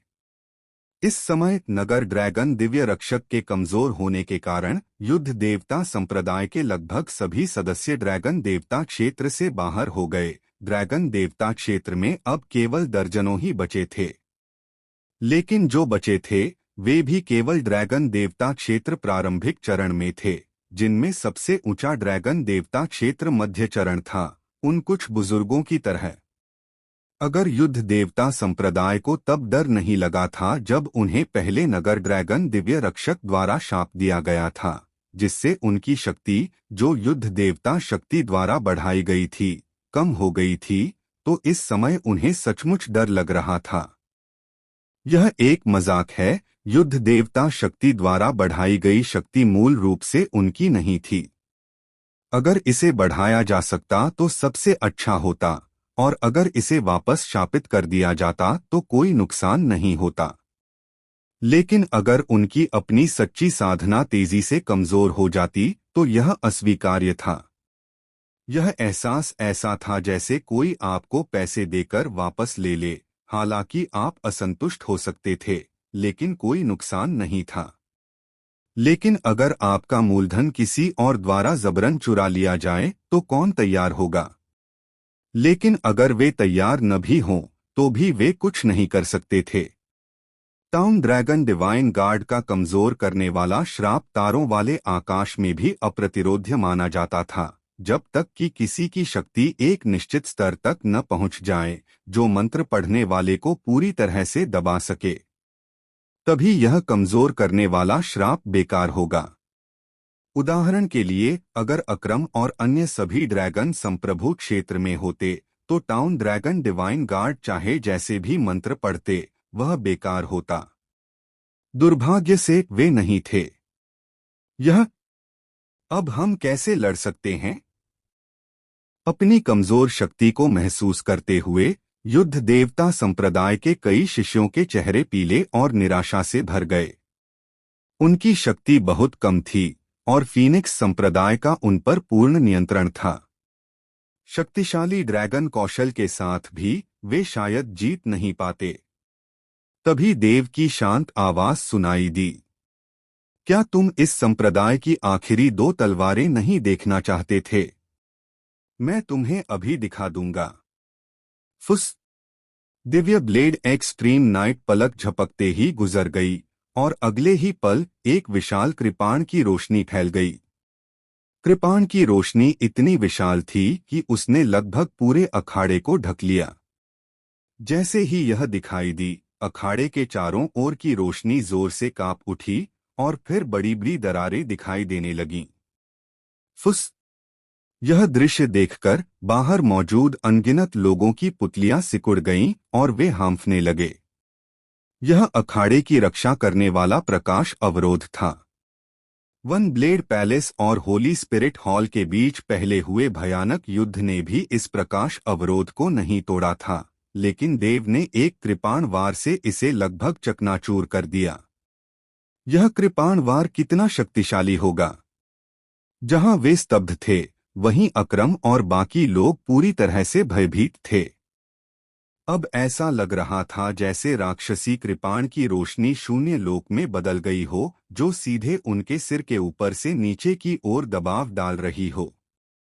हर तरफ से उनके पास बचने का कोई रास्ता नहीं था।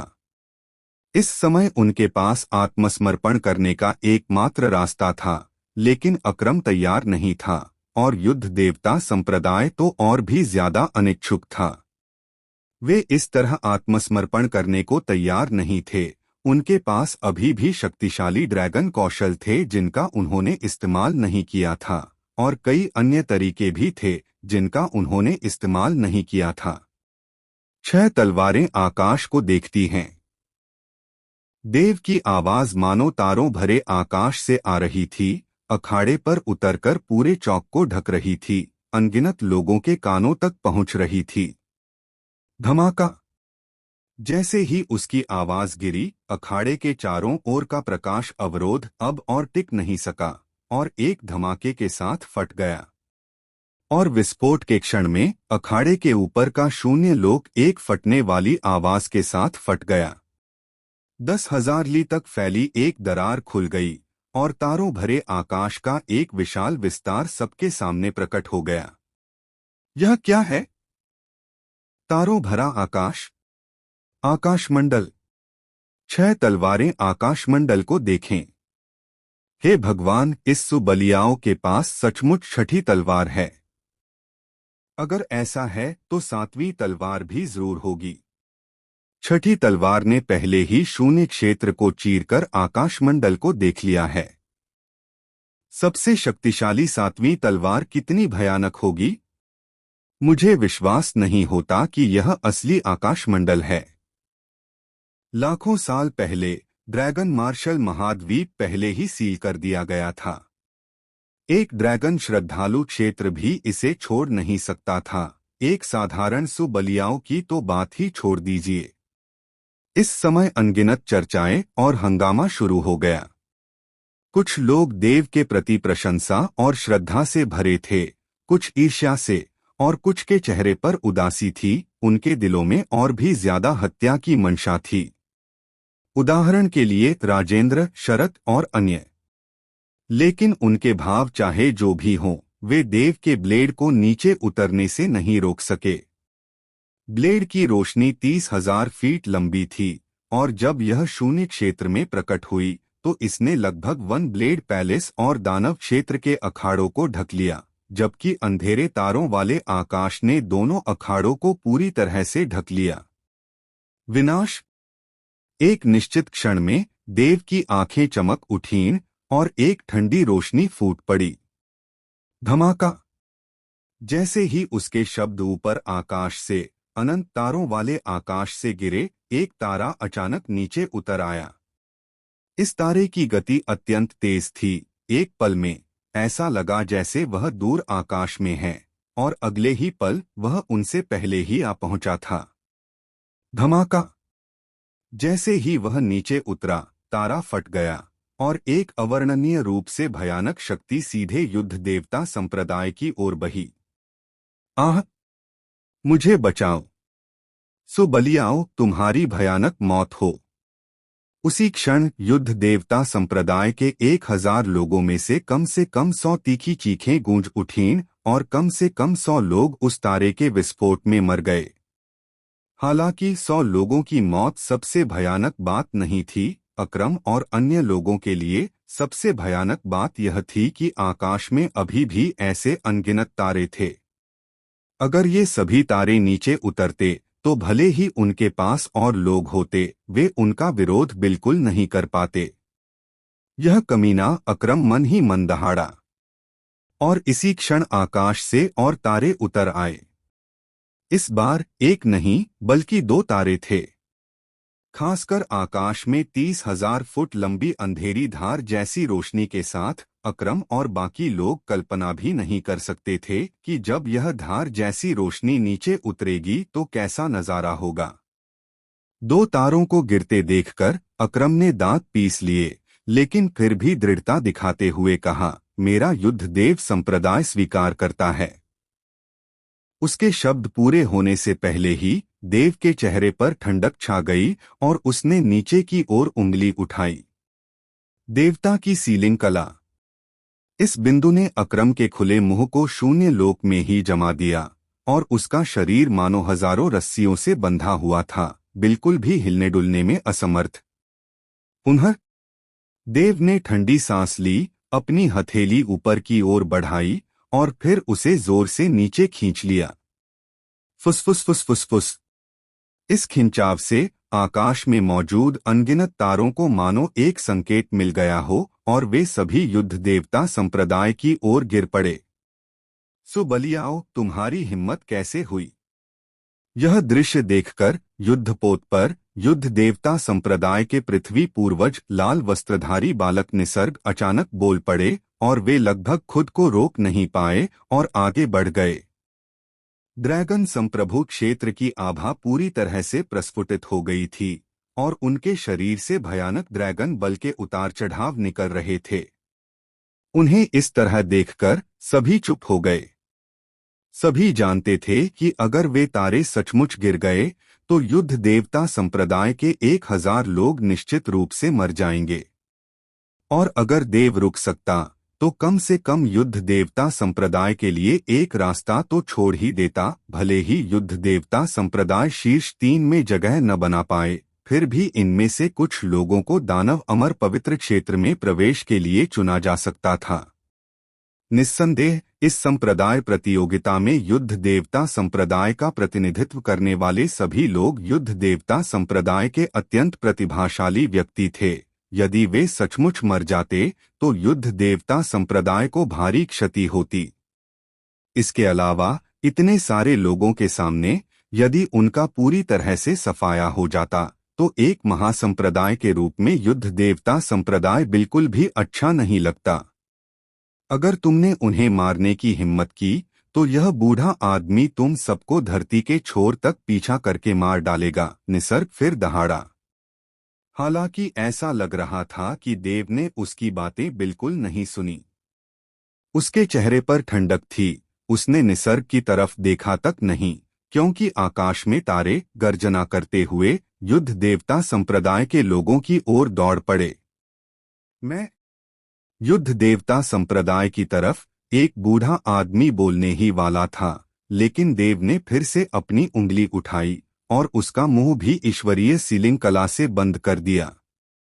देव नहीं चाहता था कि युद्ध देवता संप्रदाय ये 2 शब्द कहे, स्वीकार करो। देव को 2 बार ऐसा करते देख युद्ध देवता संप्रदाय के लोग आखिरकार समझ गए, और एक-एक करके लोगों ने बोलने की कोशिश की, लेकिन देव ने सभी को देव मुहर कला से सील कर दिया। हालांकि युद्ध देवता संप्रदाय में बहुत ज्यादा लोग थे और देव बचे हुए लगभग 900 लोगों को एक पल में सील नहीं कर सका। आखिरकार किसी ने फिर भी 2 शब्द चिल्लाए, हम स्वीकार करते हैं।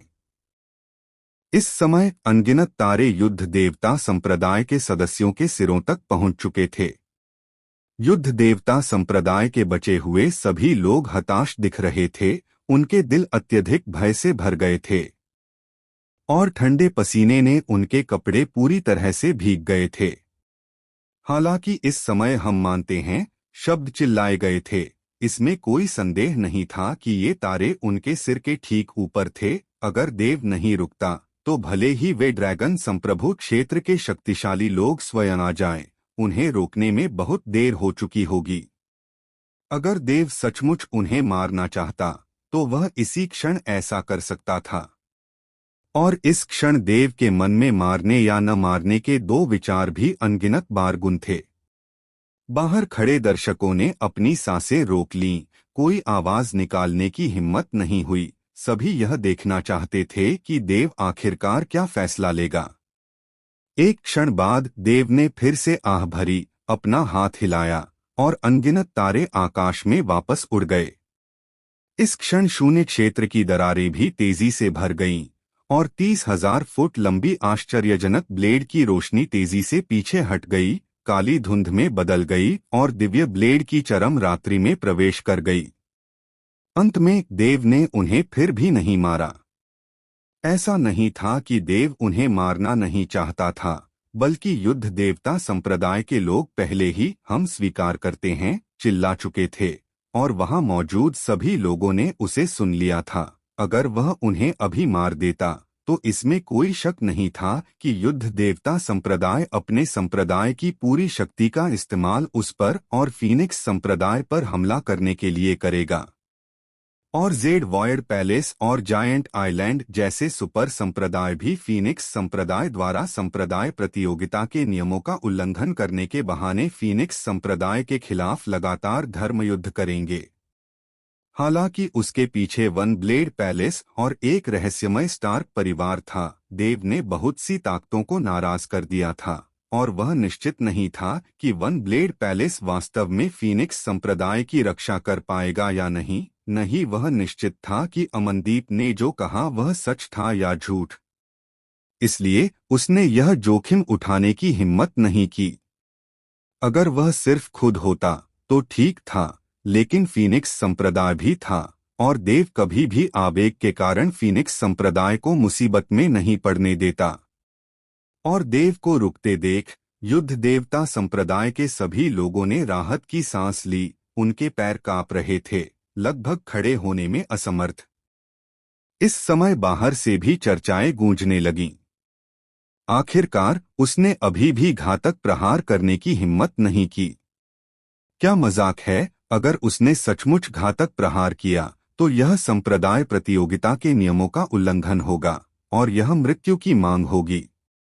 लेकिन यह सुबलियाओ सचमुच चरम पर बलवान है। मुझे सचमुच संदेह है कि ड्रैगन संप्रभु क्षेत्र से नीचे कोई भी उसका मुकाबला कर सकता है। एक ही तलवार से उसने अखाड़े के प्रकाश अवरोध को चकनाचूर कर दिया। एक ही शब्द से उसने हजारों लोगों के जीवन और मृत्यु का फैसला कर दिया। जीवन में इस स्तर तक पहुंचने के लिए वास्तव में इस जीवन में किसी को कोई पछतावा नहीं है। यह सही विकल्प है, अन्यथा वन ब्लेड पैलेस भी उसकी रक्षा नहीं कर पाएगा। यह बच्चा अभी भी बिल्कुल शांत है। पूर्वी पूर्वज ने अपना सिर थोड़ा हिलाया। वह अभी देव के लिए चिंतित था, सचमुच डर रहा था कि देव एक पल के लिए आवेग में आकर युद्ध देवता संप्रदाय के सदस्यों को मार डालेगा। सच कहूं तो अगर ये लोग मर जाते तो युद्ध देवता संप्रदाय को बहुत पछतावा होता, लेकिन एक विशाल सुपर संप्रदाय के लिए 1000 लोग वास्तव में कुछ भी नहीं थे। यहाँ तक कि 10,000 लोग भी युद्ध देवता संप्रदाय आसानी से सहन कर सकता था। लेकिन अगर उसने सचमुच उन्हें मार डाला तो इसके परिणाम फीनिक्स संप्रदाय के लिए बिल्कुल भी सहन करने योग्य नहीं होंगे। सौभाग्य से देव ने कोई कदम नहीं उठाया। वन ब्लेड पैलेस की तरफ आदिनाथ के चेहरे पर शांति थी, लेकिन उसकी थोड़ी सी उठती गिरती छाती, देव पर टिकी उसकी नजरों और उसकी भींची हुई मुट्ठियों से पता चल रहा था कि वह देव के लिए भी घबराया हुआ था। देव आखिरकार रुक गया, जिससे उसने राहत की सांस ली। उस पल में उसने युद्ध देवता संप्रदाय से निपटने की तैयारी भी कर ली थी और अन्य महासंप्रदाय। हालांकि वह देव को भी समझता था। आखिरकार युद्ध देवता संप्रदाय और फीनिक्स संप्रदाय के बीच की दुश्मनी को देखते हुए अगर दोनों पक्ष आपस में भिड़ गए तो यह सचमुच जीवन मरण का संघर्ष होगा। अगर इस समय पदों की अदलाबदली हो जाती तो आदिनाथ को जरा भी संदेह नहीं था कि भले ही फीनिक्स संप्रदाय पहले ही आत्मसमर्पण कर चुका हो,